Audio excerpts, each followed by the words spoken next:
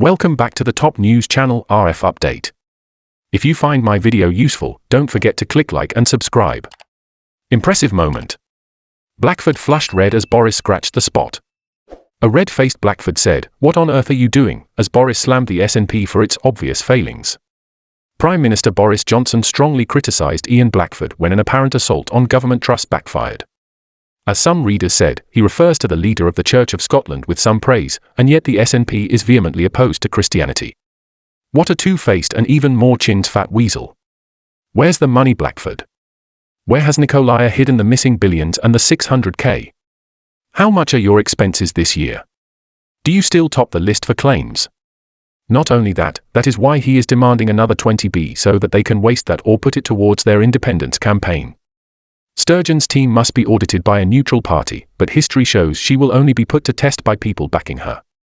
Totally biased. The whole inquiry into whether she broke the rules was farcical. Everybody knew the outcome before it started. I forgot. Seems to be the order of the day for this hypocrite. In a recent speech, Ian Blackford hammered, "Brexit is hitting the economy hard, but the Prime Minister can't even give a coherent speech to business. The Prime Minister's officials have lost confidence in him. Tory MPs have lost confidence in him, the letters are going in and the public have lost confidence in him. Why is he clinging on when quite simply he isn't up to the job?" But the Prime Minister did not give in. He ruined the faith of the SNP. He remarked, "I might ask the right honourable gentleman what on earth he thinks he is doing talking about party political issues, when all the people of Scotland want to hear is what on earth the Scottish National Party are doing." According to many reader reviews, I think Westminster should temporarily stop the Barnett funding for Scotland, £32 billion, and Wales, £16 billion, like they have done with the triple lock pension increases. This will show the devolved governments that they will have to cut back on benefits to their citizens, which will give them a taste of what independence will be like. I'm sure this will awaken the sleeping don't know when it comes to the crunch.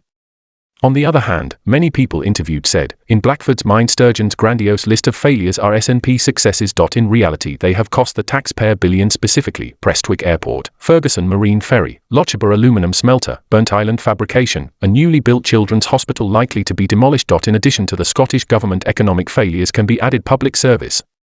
Scotland has the highest rate of drug deaths in Europe, lower life expectancy rates, failing education standards, a poor health service. An elderly man died while waiting over 40 hours for an ambulance. Yet under the Barnett formula Scotland receives 30% higher funding than equivalent funding in England. The UK government has also given the Scottish government £9.5 billion in 2021 to help our economy during the pandemic, with a further £3.3 billion promised in 21-22. Blackford should be asked why services in Scotland are not correspondingly better.